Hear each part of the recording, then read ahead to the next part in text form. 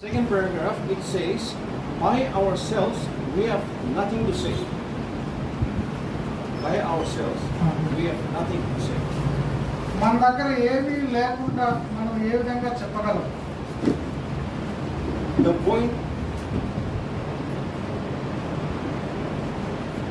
point here is that అంటే నిజానికి point ఏంటంటే when we stand on the stage or the pulpit to speak a sermon, ఒక సందేశాన్ని చెప్పడానికి పుల్పిట్ కానీ లేకపోతే స్టేజ్ కానీ ఎక్కినప్పుడు it is not an extemporary speech. అది కేవలము తాత్కాలికంగా వచ్చే మాటలు కాదండి. We are not speaking an essay or a topic that we have originally developed by ourselves. మనలో మనం తయారు చేసుకునే ఉపన్యాసాలు లేకపోతే స్పీచ్లు అలాంటివి కదండి మనం ఈ యొక్క స్టేజ్ ఎక్కినప్పుడు చెప్పాల్సింది. But we are speaking on behalf of a being, our God, our Creator, who has created us, created everything in this universe. మనము ఎవరి తరపున అయితే నిలబడ్డాము అంటే ఈ సమస్త సృష్టిని విశ్వమంతటిని సృష్టించిన సృష్టికర్త పక్షంగా మనము ఆయన ద్వారా మనం నిలబడుతూ ఉన్నాం. Hallelujah. Hallelujah. So this points to the importance of that we should give to our sermon and to our preaching. మన యొక్క సందేశానికి మన ప్రసంగానికి ఈ యొక్క పాయింట్లు చాలా అవసరమై ఉంటున్నాయి. The task or the work of a preacher of the Bible, ఈ యొక్క ప్రీచర్ ప్రసంగికుడు యొక్క లేకపోతే బైబిల్ బోధించే వారి యొక్క పని ఏంటంటే is to discover and communicate the biblical writer's idea. Bible రచయిత ఏం చెప్తున్నాడో దాన్ని కనుగొని దాన్ని బోధించడమే ఈ యొక్క ప్రసంగికుడి యొక్క ఉద్దేశం. And thus God's own idea. అది దేవుని యొక్క ఉద్దేశం కూడా.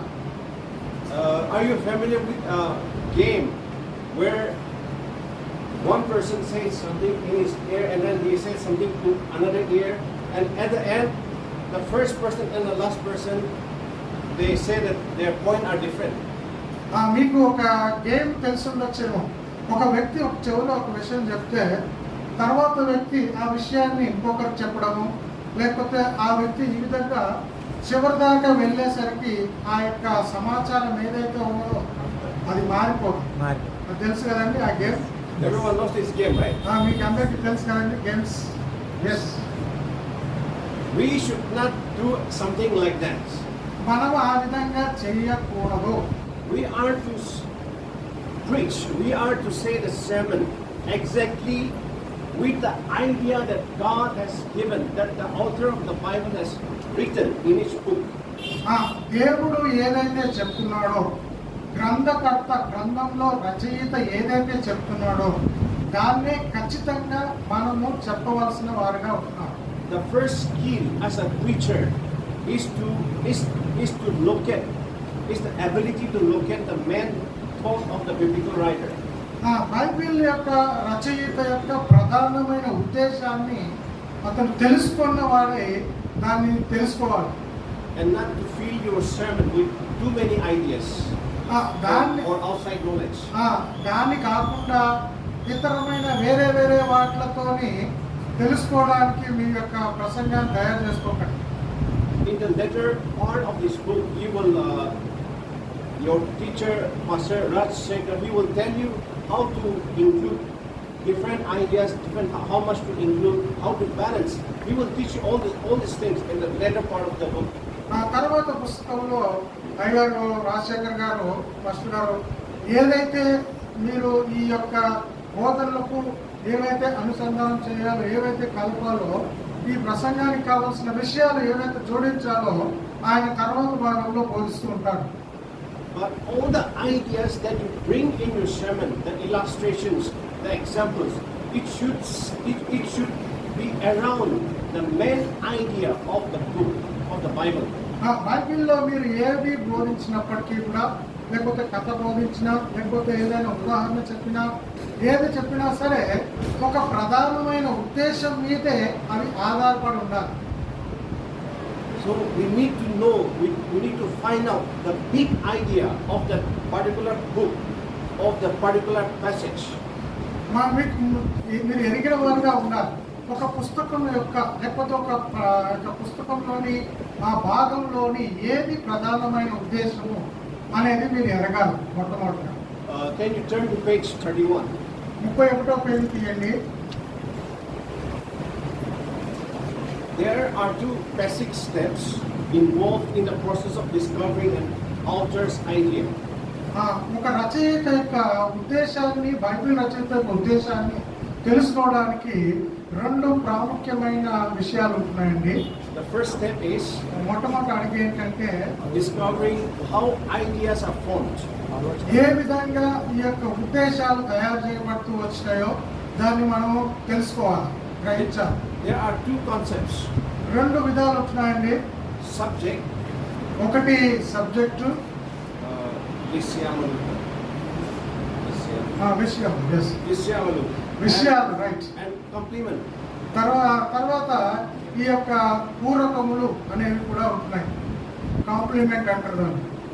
Whenever we are studying a particular portion or a passage of the Bible and trying to make a sermon out of it, మీరు ఒక భాగం బైబిల్లోని ఒక భాగాన్ని తీసుకొని దాంట్లో సందేశాన్ని తయారు చేస్తూ ఉన్నప్పుడు we should try to find out the subject of that passage and the complement of the subject.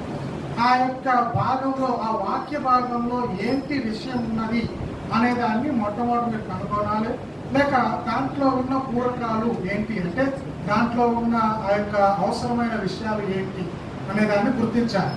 For example, when you are studying Psalm 23, ఒక బహుశా మీరు 23వ కీర్తన మీరు చదువుతున్నారు అనుకోండి. your question is, how do I want to talk about this topic or idea? మీ యొక్క ప్రశ్న ఏంటంటే ఈ 23వ కీర్తనలో ఏది ప్రధాన ఉద్దేశంగా తీసుకొని నేను ప్రసంగం చేయాలి. That is the subject. The question is the subject. ఆ ప్రశ్ననే మనము ఒక ఈ యొక్క విషయం అంటారు. And when you study the passage, how do I talk about this, the topic of this passage? You will get the answers as you study the particular passage. మీరు ఆ ప్యాసేజ్ని చదువుతూ ఉన్నప్పుడు దాంట్లో ఈ విషయాన్ని ఆధారం చేసుకొని ఏ విధంగా నేను ప్రసంగాన్ని తయారు చేస్తుండాలి, ఏ విధంగా సిద్ధపడాలి అనేది మరొక ప్రశ్నగా ఉంటుంది. The answer you get is the complement.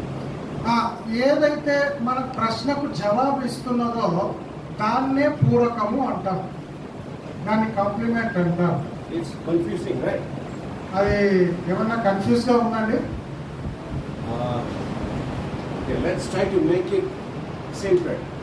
ఇంకా సులువుగా అర్థం చేయడానికి ప్రయత్నం చేస్తాను. Assume that in page 32, 32వ పేజీలో తీయండి ఒకసారి.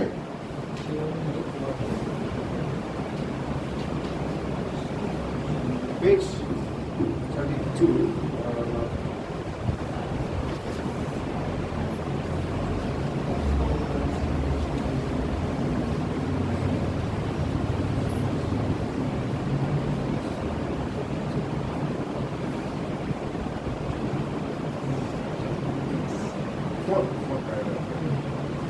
నాలుగవ పారాగ్రాఫ్ లో చూడండి, పేజ్ నెంబర్ 32, 4వ పారాగ్రాఫ్.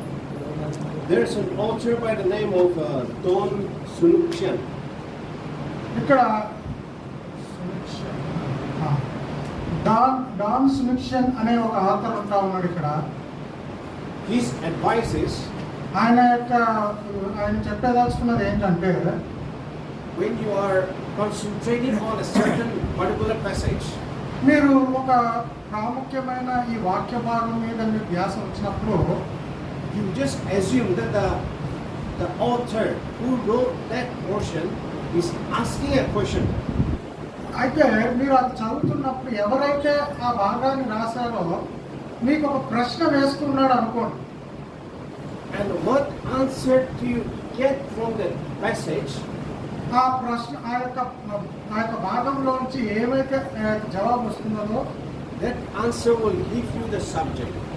ఆ యొక్క జవాబునే మనము విషయము అంటాం. అంటారు. To get an idea of this, let's try to complete some works that are given in page 33 and 34.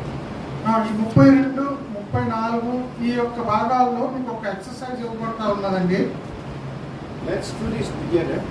అవి మీరు కలిసి చేద్దాం. వీటిని 33లో 33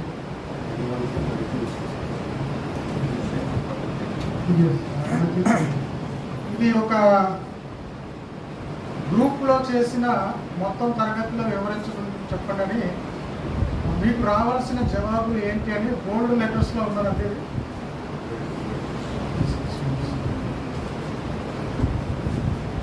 33 పేజ్ నెంబర్ 33 చూడండి ఒకసారి. దాంట్లో మీకు ఖాళీగా ఉన్నాయండి ప్రశ్నలు ఇచ్చి ఉన్నాయండి. ఒకటి ఫస్ట్ చదవండి ఎవరైనా. ఒక మంచి ప్రసంగం, మంచి ప్రసంగము మీ గురించి ప్రసంగికురాలికి మొత్తం ఎలా తెలిసిందని మిమ్మల్ని ఆలోచనలోకి తీసుకుని వెళ్తుంది. ఏం చెప్పండి అంశం ఒక మంచి ప్రసంగం. So, what is the topic? What is the topic of this line, sentence? మీరు పైన చదువుకున్న ఈ భాగంలో ఏది అంశం చెప్పండి. ఈ లైన్కి ఏది అంశం చెప్పండి. So, it is talking about a good sermon. ఇక్కడ దేని గురించి లైన్ ఇవ్వబడతా వచ్చిందంటే ఆ లైన్ అంతట్లో ఒక మంచి ప్రసంగం మీద ఇవ్వబడతా వచ్చింది. దాన్ని ఒక మెయిన్ ఐడియా అంటారు దాన్ని. So, what is the subject of this sentence? What is the question? ఇక్కడ అంశం అయితే ఒక మంచి ప్రసంగం అన్నారు. దీంట్లో విషయం ఏంటో చెప్పండి. ఈ పైన చెప్పబడుతూ వచ్చిన 1వ లైన్లో విషయం ఏంటి, సబ్జెక్ట్ ఏంటి చెప్పండి. You will get in your notes.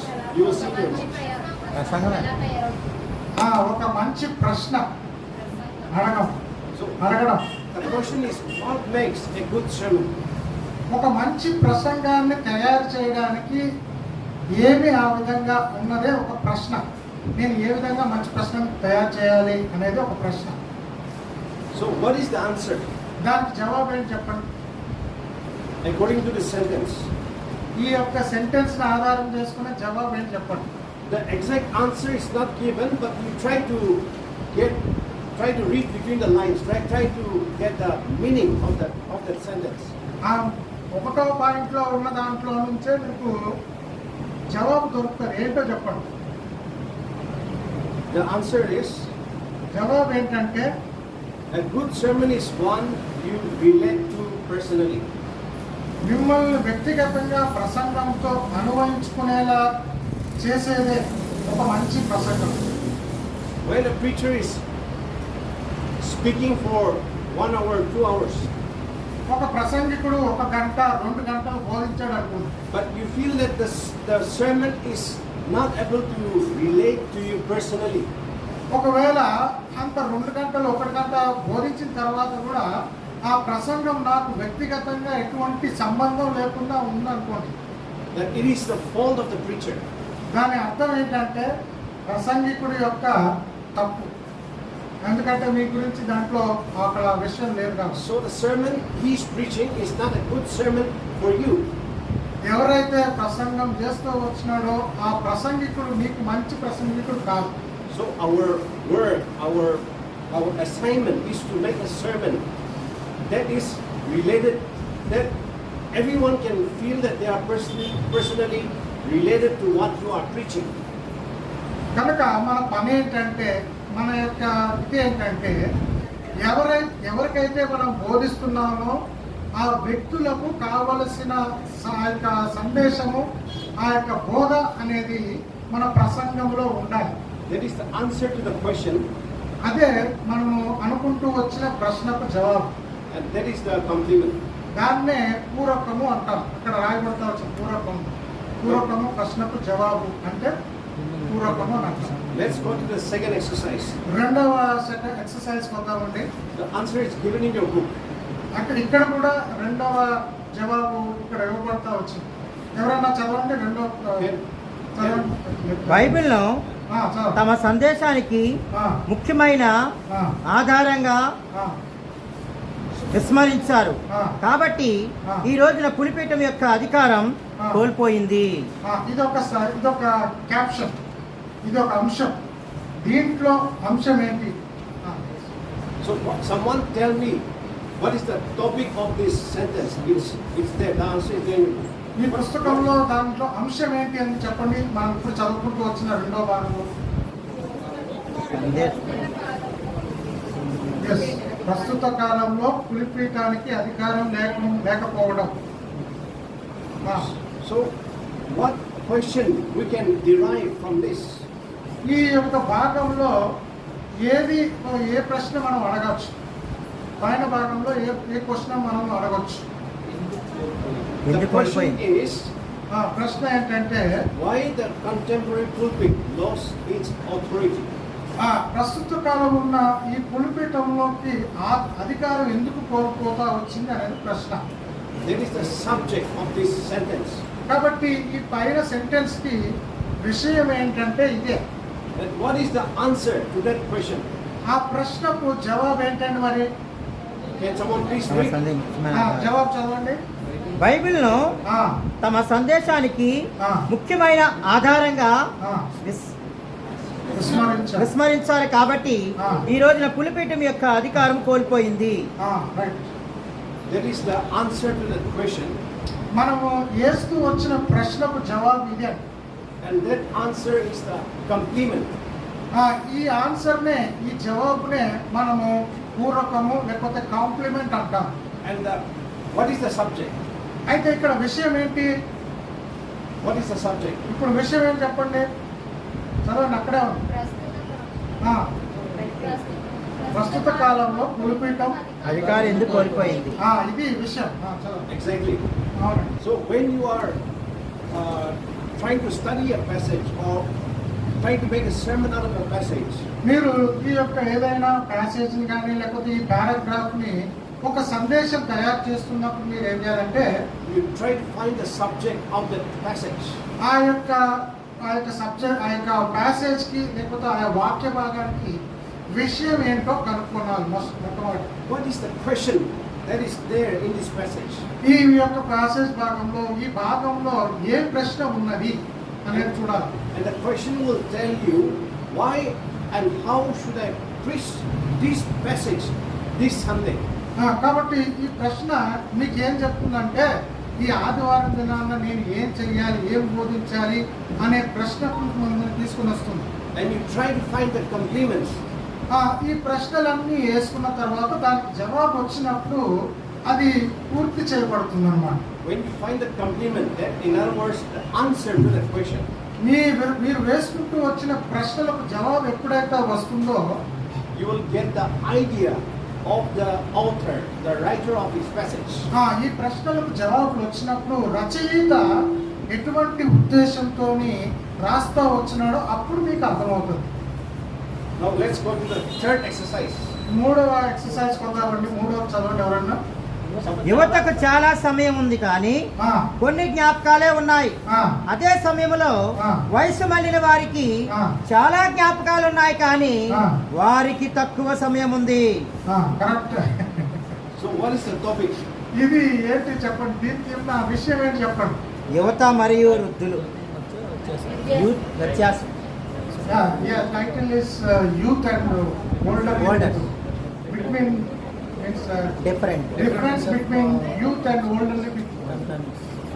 Yes. It is there.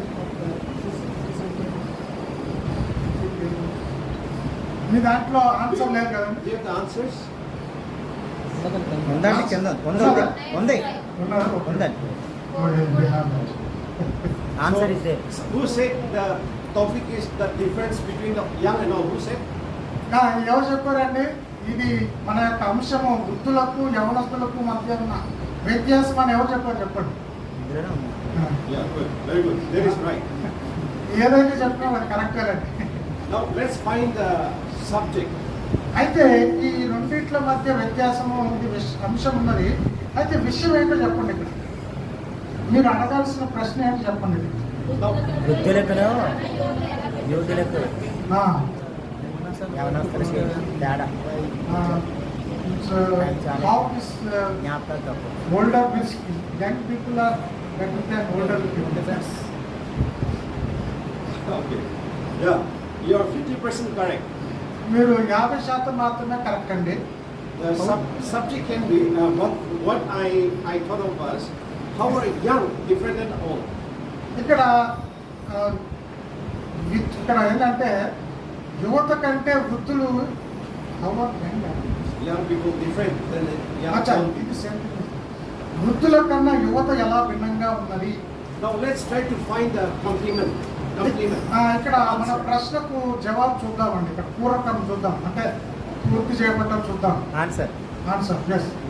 యువతకు మరియు వృద్ధులకు ఉన్న వ్యత్యాసం, యువతకు చాలా సమయం ఉండటం కానీ కొన్ని జ్ఞాపకాలే ఉండటం. అదే సమయంలో వయసు మళ్ళిన వారికి చాలా జ్ఞాపకాలు ఉన్నా కానీ వారికి తక్కువ సమయం ఉండటం. అయిపోయింది, తక్కువ సమయం ఉంటే జ్ఞాపకాలు. So the answer to the question how young are different than the old is when the elder people have lots of memories and little time. ఇక్కడ భేదం ఏంటంటే వృద్ధులకి చాలా జ్ఞాపకాలు ఉన్నాయి కానీ వాళ్ళకి సమయం మాత్రం చాలా తక్కువగా ఉంది. The young have lots of time and few memories. యువతకు మాత్రం చాలా టైం ఉంది కానీ చాలా తక్కువ జ్ఞాపకాలు ఉన్నాయి. Okay, now let's go to the fourth. This will be the last one today.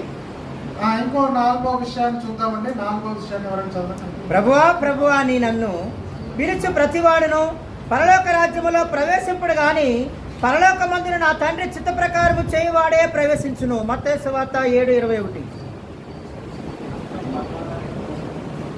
పరలోకంలో ప్రవేశించు టాపిక్. ఎవరైనా దీనికి జవాబు చెప్పండి. అంశం ఏంటో? పరలోక రాజ్యంలో ఎవరు ప్రవేశిస్తారు? తండ్రి చిత్తాన్ని అదేవారు తండ్రి చిత్తాన్ని నెరవేర్చేవారే. Okay, those who have answers to this question, who have answers? అందరూ చెప్పేసి ఎవరికైతే ఈ ప్రశ్నకు జవాబులు ఉన్నాయో చెప్పండి. ఈ ప్రశ్నకు జవాబు చెప్పండి. అందరి దగ్గర పరలోక రాజ్యంలో ఎవరు ప్రవేశిస్తారు అనే దానికి జవాబులు ఎవరెవరు తెలిసిందో చెప్పండి. తండ్రి చిత్తాన్ని నెరవేర్చేవారే పరలోక రాజ్యంలో ప్రవేశిస్తారు.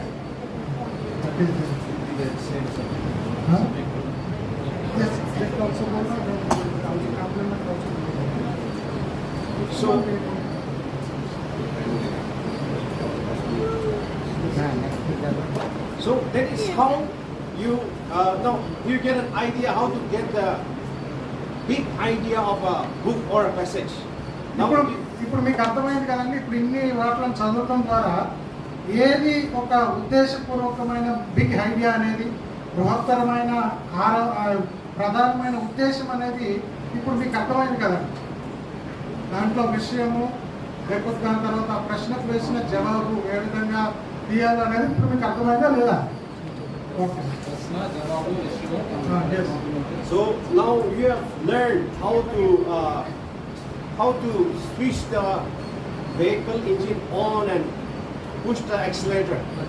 ఇప్పుడు మీకు నేను అనుకుంటా ఏమర్థమైందంటే ఒక బైక్ని ఆ యొక్క తాళం చేయి ఇలా తిప్పిన తర్వాత ఏ విధంగా రేస్ చేయాలో అనేది మీకు అర్థమైంది. ఇప్పుడు బండిని ఆన్ చేసి రేస్ చేసి దాకా వచ్చారు.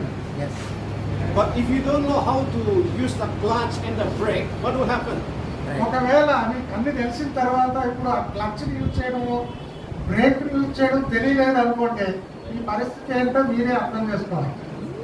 What will happen? ఓన్లీ ఇది మాత్రమే తెలిసింది. ఏది నొక్కితే ఆగుతుందో ఏది నొక్కుతుందో ఎంత స్పీడ్లో ఉంటుందో తెలియకుండా ఉంటే మీ పరిస్థితి ఏంటో చెప్పండి మీరే. Accidents and danger. You will enter heaven. మీరు పరలోక రాజ్యంలో కనిపిస్తారు అక్కడ.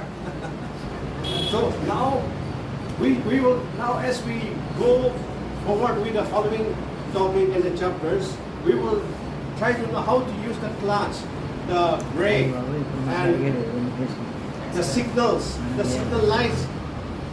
All of those you will try to learn. You will know more of this. ఇప్పుడు దాకా మనం చేసుకున్న దాన్ని బట్టి కొంత దాకా వచ్చింది. మీరు ఇంకా ముందుగా ఈ అధ్యాయాలు ఒక్కొక్కటి ధ్యానం చేసుకుంటూ అభ్యాసం చేసుకుంటూ వెళ్ళకూడదు. మీరు ఏ విధంగా మనం డ్రైవింగ్ చేయాలి, ఏ విధంగా ఎక్కడ ఆగాలి, ఎక్కడ బ్రేక్ నొక్కాలి, ఎక్కడ మన సిగ్నల్ వస్తే ఏం చేయాలి, ఇవన్నీ కూడా ఈ ప్రసంగంలో వీటిలో ఏ విధంగా తయారు చేసుకోవాలి అన్నీ కూడా మీరు తర్వాత అధ్యాయాల్లో ఈ విధంగా ఒక్కొక్కటి మీరు నేర్చుకుంటూ ఉంటారు. We have now learned about the first step of finding the idea. That is trying to discover how ideas are formed.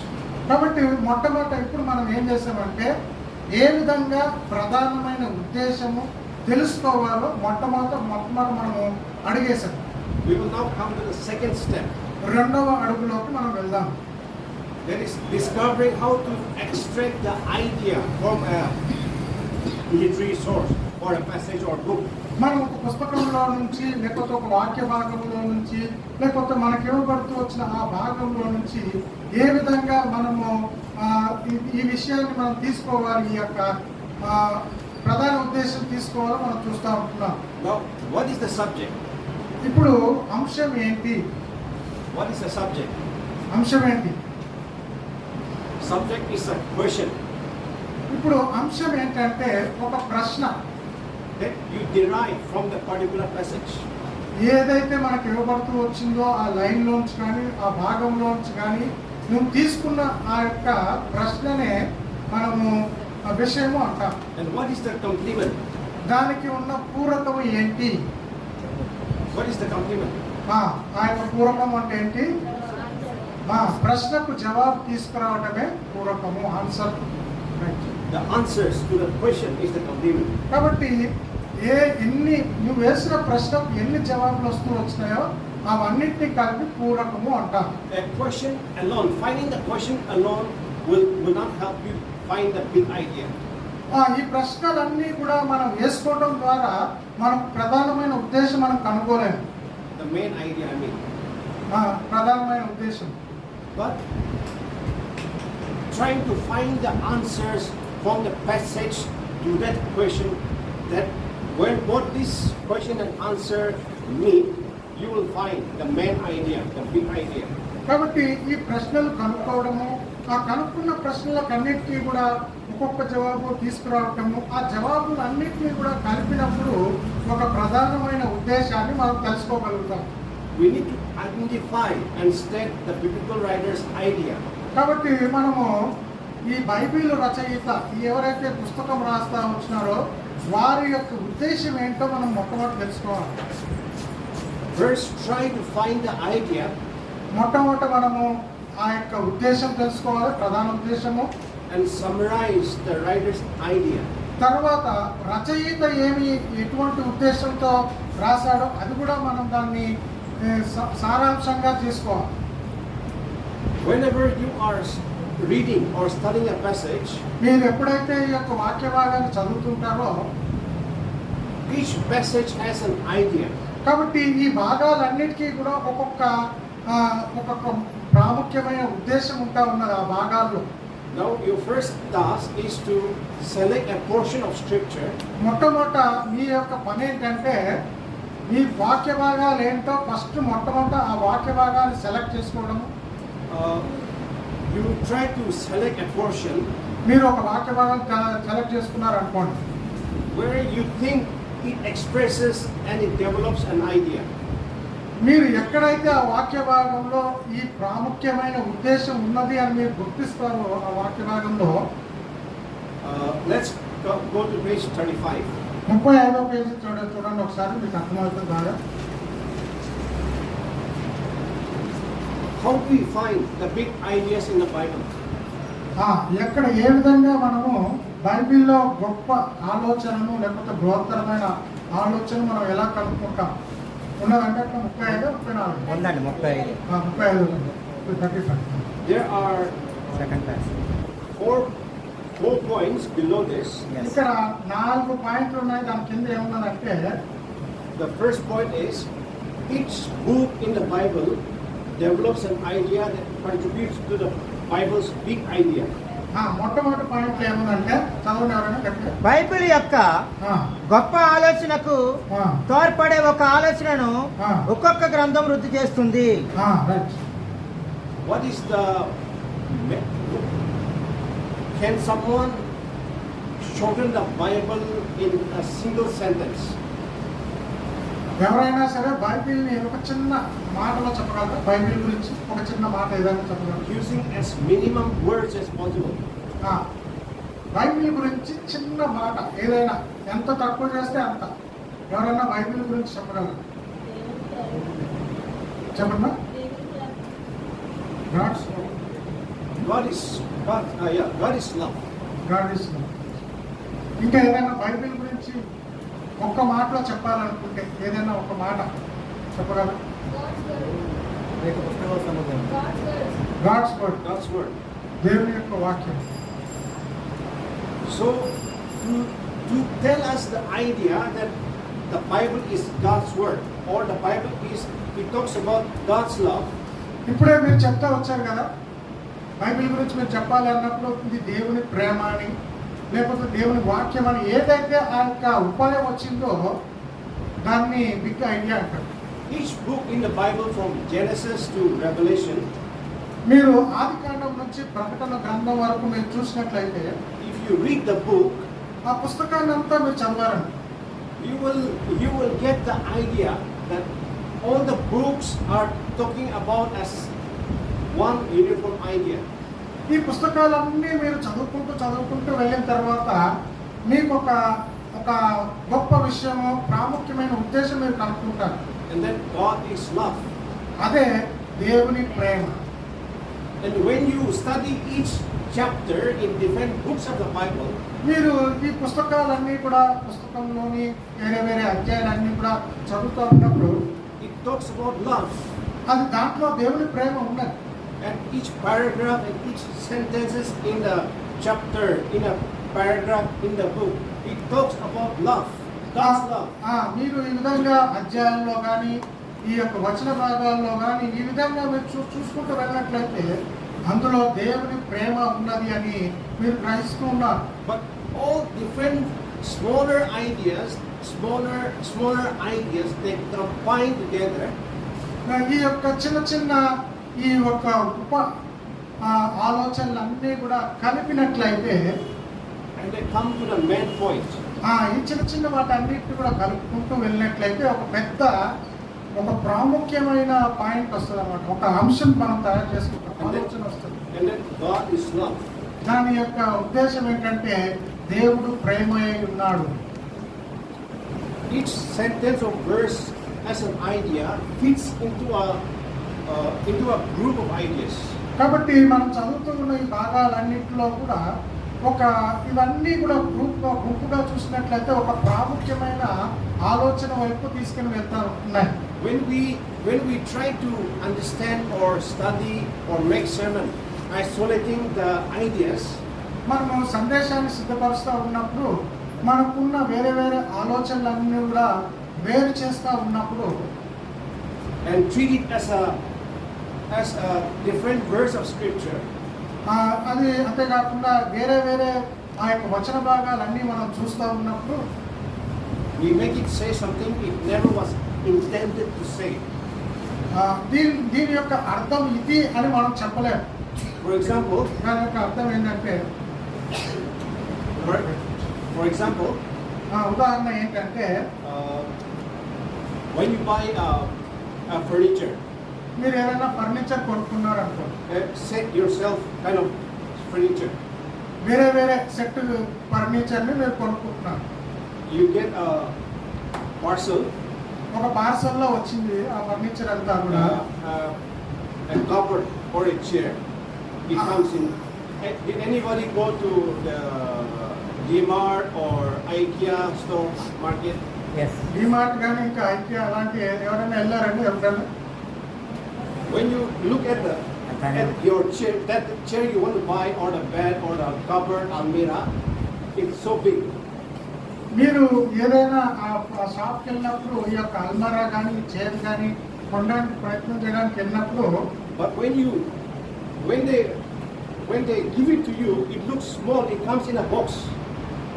కొన్నిసార్లు ఏం చేస్తారంటే ఈ ఫర్నిచర్ అంతా కూడా ఒక చిన్న బాక్స్ లో పెట్టేసి దాన్ని దాన్ని పీకేసి ఒక బాక్స్ లో పెట్టి మీకు పెడతా ఉంటారు. And in the box they give you a manual. ఆ బాక్స్ లో ఏం చేస్తారంటే ఒక చిన్న మాన్యువల్ కూడా పెడతారు. which two iron or sticks you should join and then screw ABC 1 2 3. Yes. వీళ్ళు ఏం చేస్తారంటే ఇవన్నీ మూట కట్టి మనకి ఇచ్చారు కదా, ఇప్పుడు మనం దాన్ని తీసుకొని ఒక్కొక్క దాన్ని కలుపుకోవాలి కాబట్టి ఒక చిన్న మాన్యువల్ ఇస్తారు. దాన్ని తెలిసి ఈ పొలం ఎక్కడ కట్టాలి అని, ఎక్కడ చూపించాలి అని ఈ మాన్యువల్లో ఉన్నట్టుగా మనం తయారు చేసుకుంటూ పోవాలి. If you make any mistake, ఎక్కడైనా సరే ఆ మాన్యువల్లో ఉన్నట్టు చేయలేదు అనుకోండి, you will have to restart everything again. మళ్ళీ దాన్ని ఇప్పేసి మళ్ళీ మనము ఆ యొక్క చైర్ని కానీ ఆ టేబుల్ కానీ ఫిట్ చేసుకోవాలి. Exactly like that. అదే విధంగా Even our Bible, మన బైబిల్లో చూసినట్లయితే our Bible, మన బైబిల్లో each book, each chapter, verse is connected to each other. మన పుస్తకాలన్నిటికీ కూడా ప్రతి పుస్తకము, ప్రతి అధ్యాయము, ప్రతి వచనాలు ఒకదానికొకటి అది కలిసి ఉన్నాయి. Anybody who has completed reading the whole Bible? Bible చదివిన వాళ్ళు ఎవరైనా అందరు చేతులు ఎత్తుకుని ఎవరు చదివినారు, ఎవరు చదివారు? Genesis to Revelation. ఆదికాండం నుంచి ప్రకటన వరకు చదివిన వాళ్ళు చేతులు ఎత్తండి. Okay, thank you. And anybody who has not completed? ఇంకెవరైనా చదవకుండా ongoing reading. ఇంకా చదివేసేయండి, పూర్తి చేసేయండి. Who has not completed? Please show your hand. ఎవరైతే చదవలేదో వాళ్ళ చేతులు ఎత్తండి, ఇంకా కంప్లీట్ చేసేయండి. Okay, there's no problem. You should read. Only when you read the whole Bible, understand the whole Bible. When you, example, for example, when our pastor preach. సమస్య ఏం లేదండి, మీరు ఏదైతే మొట్టమొదటి ఆది నుంచి చివరి వరకు చదువుతారో దాని గురించి మీరు సంపూర్తిగా తెలుసుకోవచ్చు. ఉదాహరణ ఏంటంటే మన అయ్యగారు చూద్దాము. Or any great speaker, when you listen to any great speaker of the word of God. లేకపోతే ఎవరైనా ఒక మంచి వాక్యం చెప్పే బోధకుని మీరు చూశారనుకోండి, you admire his or her sermon. వాళ్ళ యొక్క సందేశాన్ని బట్టి మనం ఎంతో ఆసక్తి కలిగి ఉంటాం. He has so many knowledge. ఆయనకుండే అయ్యగారు చాలా పెద్ద నాలెడ్జ్ ఉన్నది, జ్ఞానం ఉంది అనుకుంటాం. Why? ఎందుకంటే Because that person has read and understood the whole Bible. ఎందుకంటే ఆ వ్యక్తి బైబిల్ అంతా కూడా చదివాడు, బైబిల్ అంతా కూడా గ్రహించాడు, ధ్యానించాడు. కాబట్టి our pastor has read and understood the whole Bible. కాబట్టి మన పాస్టర్ గారు యొక్క బైబిల్ అంతా చదివారు, గ్రహించారు. When you do the same, understand the whole Bible, the whole idea. మీరు ఈ విధంగా చేస్తే మీరు ఆ యొక్క బైబిల్ యొక్క మొత్తం ఉద్దేశాన్ని మీరు తెలుసుకుంటారు. Your sermon might be short. మీ యొక్క సందేశం అనేది, ప్రసంగం అనేది చిన్నగా ఉండొచ్చు, కానీ but it will be complete. అది సంపూర్ణంగా ఉంటుంది. It will have all the points. It may be short, but it will have all the important points necessary to bring the idea of the sermon to the audience. కాబట్టి ఎప్పుడైతే ఈ విధంగా చేస్తామో మనం వినే శ్రోతలకు ఒక సంపూర్ణమైన ఒక ఆలోచన, ఒక ఉద్దేశాన్ని మనం తీసుకుని వస్తాం. ఆ యొక్క సమాచారం, ఆ సందేశానికి ఏమేమి కావాలో అవన్నింటినీ కూడా మనం సమకూరుస్తాం. And that way God is glorified. ఆ విధంగా మనం చేస్తూ వచ్చినప్పుడు దేవుడు మహిమపరచబడతారు. Hallelujah. Hallelujah. Now, when you seek to make your sermon, మీరు ఈ యొక్క సందేశాన్ని తయారు చేయడానికి కూర్చున్నప్పుడు the first step is మొట్టమొదట అడిగి ఏంటంటే pray. ప్రార్థన చేయాలి. Go to page 36. 36వ పేజీ చూడండి. 36వ పేజీ, Page 36. మొట్టమొదట పాయింట్ ఏముందండి? ప్రార్థించండి. ప్రార్థించండి. Pray. Before you, why do we need to pray? మనం ఎందుకు ప్రార్థించాలి ఇప్పుడు చెప్పండి. For discernment and direction. జ్ఞానం కోసము, ఆ యొక్క మార్గం కోసము మనం ప్రార్థన చేయాలి. The Holy Spirit has not been given to us as a substitute for hard work. మనము చేయాల్సిన కష్టమైన పనికి పరిశుద్ధాత్మ దేవుడు మనకి ఒక సహాయకారిగా ఉన్నాడు. Many people think that if I pray to the Holy Spirit, చాలా మంది అనుకుంటారు నేను పరిశుద్ధాత్మతో ప్రార్థన చేస్తాను. Even if I don't study the Bible or theology or Logos Foundation, it will help me speak the word of God. కొంతమంది అనుకుంటారు నేను చదవకపోయినా పర్లేదు, ఏమీ కోర్సు చేసుకున్నా పర్లేదు, ఏమీ లేకుండా కూడా ఎటువంటి సిద్ధపాటు లేకుండా కూడా దేవుడు ఆత్మ నాకు చెప్పేస్తాడు అని అనుకుంటా ఉంటారు చాలా మంది. Do you agree to that? దాన్ని మీరు అంగీకరిస్తున్నారా? The Holy Spirit will help you to prophesy. పరిశుద్ధాత్మ దేవుడు మనకు ప్రవచనం చెప్పడానికి సహాయం చేస్తారు. But it will to make a perfect sermon. అయితే ఒక సంపూర్ణమైన ప్రసంగాన్ని తయారు చేయడానికి You need to put in the hard work of studying the scripture. దేవుని యొక్క వాక్యాన్ని ఎంతో కష్టపడి చదవాలి.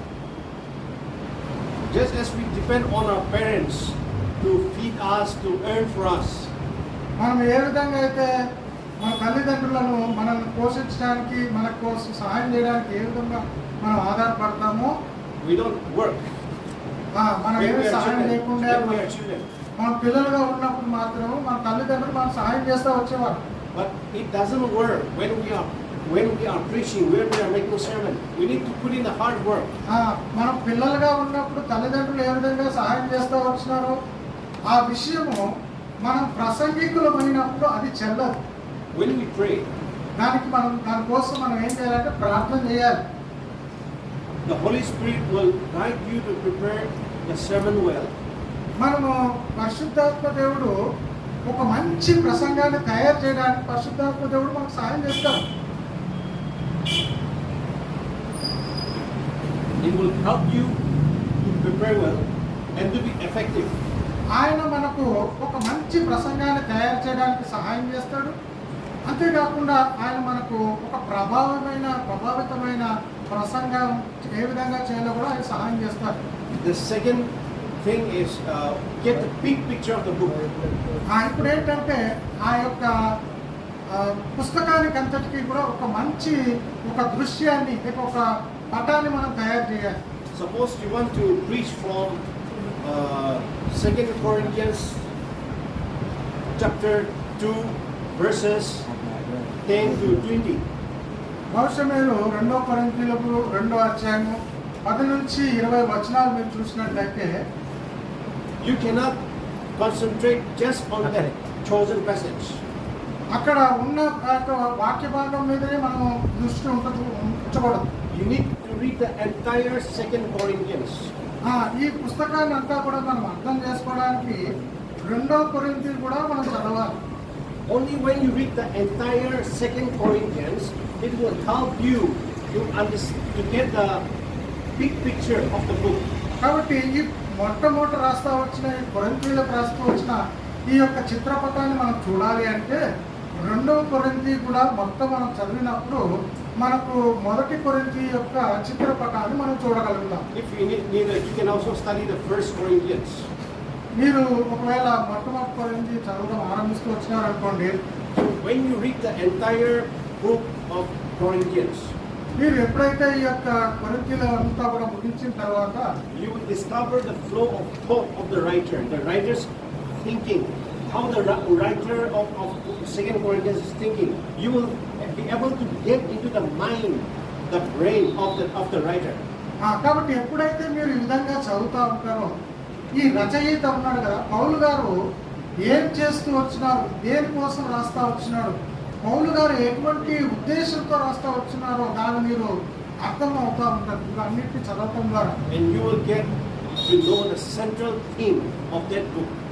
తర్వాత ఏమవుతుందంటే ఈ యొక్క పుస్తకానికి ఒక ప్రాముఖ్యమైన ఉద్దేశం ఇది అని మీరు తెలుసుకోగలుగుతారు. So once you get the central theme, write it down in your notebook. కాబట్టి ఎప్పుడైతే మీకు ఈ పుస్తకానికి అంతటికీ కూడా ముఖ్యమైన ఉద్దేశం ఇది అని మీరు తెలుసుకున్నప్పుడు ఆ మాటను మీరు రాసుకోండి, ఆ ముఖ్య భాగాన్ని రాసుకోండి.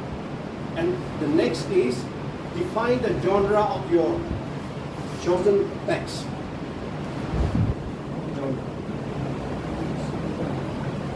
తర్వాత ఏంటంటే ఆ యొక్క పుస్తకం యొక్క ఈ యొక్క వంశావళి ఏంటి, ఆ పుస్తకం యొక్క ఏ విధంగా రాయబడుతూ వచ్చింది, ఏ సమయంలో రాయబడుతూ వచ్చింది, ఈ విషయాలన్నీ కూడా మీరు దాన్ని నిర్వచించగలుగుతారు. Genre means జనరీ అంటే ఏంటంటే the type of book. ఎలాంటి పుస్తకము అనే దానికి మీకు తెలుస్తుంది. Suppose when you listen to a song, మీరు ఒక పాటను విన్నారనుకోండి. is it a Telugu film song? Is it a Telugu gospel song? You get the type of that music. మీరు ఎప్పుడైనా కూడా ఈ పాటను విన్నప్పుడు ఇది తెలుగు సినిమా పాట లేకపోతే తెలుగు సువార్త పాట అనేది మీకు తెలుస్తుంది. Is it a devotional song or is it hard rock music song? అది లేకపోతే ఒక దైవికమైన పాట లేకపోతే ఒక రాక్ సాంగ్ అనేది మీరు గుర్తించగలుగుతారు. So similarly, అదే విధంగా when you have chosen a particular passage, మీరు ఎప్పుడైతే ఈ విధంగా ఒక వాక్య భాగాన్ని ఎన్నుకుంటారో you try to know, is it an epistle, a letter? ఇది ఒక ఉత్తరమా అనే విషయాన్ని మీరు గుర్తించగలుగుతారు. Is it a narrative, a story? లేకపోతే ఇది ఒక కథ అనే విషయాన్ని మీరు అర్థం చేసుకుంటారు. Is my chosen passage a parable? లేకపోతే ఇది నేను ఏర్పాటు చేసుకుంటూ వచ్చిన ఈ భాగం ఉపమానమా అనేది మీరు గుర్తించగలుగుతారు. Is it a parable? Like there are so many parables that Jesus has spoken in the Gospels. మనకు చాలా ఉపమానాలు తెలుసు కదండి. యేసు వారు అనేకమైన ఉపమానాలు ఆయన బోధిస్తూ వచ్చారు. Is it a poetry? Is it a poem? అది ఒక పద్యమా లేకపోతే పద్య భాగమా అనే విషయాన్ని మీరు తెలుసుకోగలుగుతారు. The whole book of Psalm is a poetry. కాబట్టి కీర్తన గ్రంథం అంతా కూడా ఒక పద్య భాగం. Is it a prophecy? Like the book of Isaiah. లేకపోతే ఇశ్యా గ్రంథం మీరు చదివినప్పుడు ఈ పుస్తకం అంతా కూడా ప్రవచనము అనే విషయాన్ని మీరు తెలుసుకోగలుగుతారు. So as you study, you look at a passage, try to know, understand, identify the type of the passage. కాబట్టి మీరు ఈ యొక్క వాక్య భాగాలు తెలుసుకొని సెలెక్ట్ చేసుకొని దాన్ని చదువుతూ ఉన్నప్పుడు ఇది పద్య భాగమా లేకపోతే ప్రవచనమా అనే విషయాన్ని లేకపోతే ఇది కథనా అనే విషయాన్ని మనము తెలుసుకోవడానికి ప్రయత్నం చేయాలి. After defining the preaching segment, what type of book it is, what is the central theme of the book, ఎప్పుడైతే మనము ఈ యొక్క పుస్తకాన్ని చదువుతూ ఉంటూ వచ్చినామో దీంట్లో ఉన్న ముఖ్యమైన ఉద్దేశము లేకపోతే ఆలోచన ఏంటి అని తెలుసుకున్న తర్వాత define the big idea of the segment. లేకపోతే ఆ ముఖ్యమైన ఉద్దేశము తెలుసుకున్న తర్వాత Your goal should be one clear idea. ఒక ప్రాముఖ్యమైన ఉద్దేశం ప్రకారము మనం వెళ్ళాలి, గురి కలిగి వెళ్ళాలి. There are 3 steps to define a text big idea in page 38. 38వ page తీసినప్పుడు ఈ యొక్క ముఖ్యమైన ప్రధానమైన ఉద్దేశాన్ని తెలుసుకోవడానికి 3 అడుగులు ఉన్నాయి. You find it in page 38. 38వ పేజీలో ఉన్నది. The topic. ఆ యొక్క అంశం ఏంటో Identify and write down the passage topic. That is the first step. మొట్టమొదటిది ఏంటంటే ఈ యొక్క వాక్య భాగంలో ఏ అంశం ఉన్నదో మనం తెలుసుకోవాలి, రాసుకోవాలి. Topic is a single word. ఆ టాపిక్ అంటే అంశం ఏంటంటే ఒక చిన్న మాట which identifies what the writer is addressing the passage. ఈ యొక్క వాక్య భాగానికి అంతటికీ కూడా దేని ఆధారం చేసుకొని నడుస్తున్నదో అదే అంశం. Let's go to page 38. 38వ page చూడండి. వాక్య భాగం యొక్క అంశాన్ని గుర్తించి రాసించుకోండి. Example B. ఎస్, ఉదాహరణలు. ఎస్, ఉదాహరణలు ఉన్నాయి చదువు. రామపత్రిక 6వ అధ్యాయం 1 నుంచి 11 వరకు పాపం గురించి ఉంది. రామపత్రిక 8వ అధ్యాయం 1వ వచనం శిక్ష కోసం ఉంది. శిక్ష, కండెమ్నేషన్. రామపత్రిక 9వ అధ్యాయం 1 నుంచి 11 వరకు విషాదం కొరకు ఉంది. అదే రామపత్రిక 11:1 నుంచి 6 తృణీకరింపు. హెబ్రేయులు రాసిన పత్రిక 1వ అధ్యాయం 1 నుంచి 14 వరకు దేవుడు మాట్లాడారు. Okay, thank you. When we read the book of Romans chapter 6 verse 1 to 11, మనం రోమిలకు రాసిన పత్రిక 6వ అధ్యాయం 1 నుంచి 11 వచనాలు చూసినట్లయితే since time will not allow, సమయ అందుబాటులో ఉన్నాయి కాబట్టి we will not read the entire passage. మనం ఈ యొక్క వాక్య భాగం అంతా మనం చదవం కానీ The main topic that is being talked about in this passage is about sin. ఈ యొక్క వాక్య భాగం అంతట్లో ఏం రాయబడతా వచ్చిందంటే దేని గురించి అంటే పాపము అనే దాని గురించి రాయబడింది. Can someone please read Romans 11:1-6 from the Bible? బైబిల్లో రోమీయులకు రాసిన పత్రిక 11:1-6 వచనాలు ఎవరైనా చదవండి.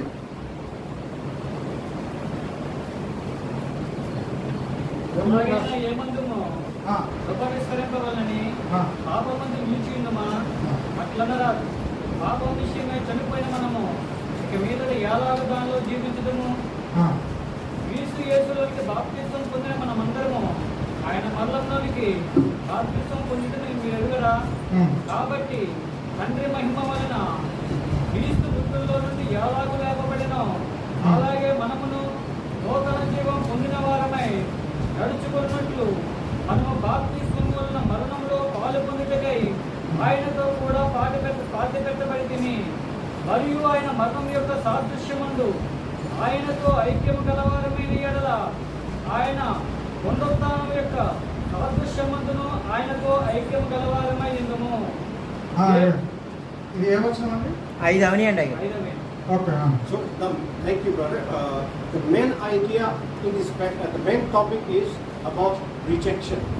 ఇక్కడ 11వ అధ్యాయం 1-6 వచనాలు మీరు చూసినప్పుడు తృణీకరించబడటం అనే దాని మీద ఆలోచన మీద ఈ యొక్క వాక్య భాగం అంతా ఉన్నది. That is the first step. We should try to find the topic of the passage. కాబట్టి మొట్టమొదట మనం చేయాల్సింది ఏంటంటే ఏదైనా వాక్య భాగం తీసుకున్నప్పుడు దాంట్లో ఇది అంశము అనేది గుర్తించగలిగేటట్టు ఉండాలి. ఈ విధంగా After identifying the type of the passage, is it a poetry, is it a prophecy, is it a letter? మీరు ఎప్పుడైనా సరే ఈ యొక్క వాక్య భాగంలో మీరు ఇది పద్యం అనే లేకపోతే కథ అని లేకపోతే ప్రవచనము అనే విషయాన్ని మీరు తెలుసుకున్నప్పుడు the first step is to find the topic. మొట్టమొదట అంశం తెలుసుకోవాలి. When it is an epistle, how should we find the topic? ఒకవేళ అది పత్రిక అయితే దాంట్లో మనకు ఆ యొక్క అంశాన్ని ఏ విధంగా తెలుసుకోగలుగుతాం చెప్పండి. Work with paragraphs. మనం ఈ యొక్క పారాగ్రాఫ్ ఒకదాని వెనక మనం చదువుకుంటూ వెళ్ళినప్పుడు దాని మీద పని చేసినప్పుడు మనకు తెలుస్తూ ఉంటుంది. You try to find, when you are studying a passage, you try to find the verb. The verb. Yes. మనం ఎప్పుడైతే ఈ యొక్క ప్యాసేజ్ చదువుతూ ఉంటామో దాంట్లో అంటే క్రియాపదం ఏమున్నది అనేది మనం వెతుక్కోవాలి. Can someone please read Hebrews 1:1-4? హెబ్రీయులకు రాసిన పత్రిక 1వ అధ్యాయం 1-14 వరకు ఎవరైనా చదవగలరా?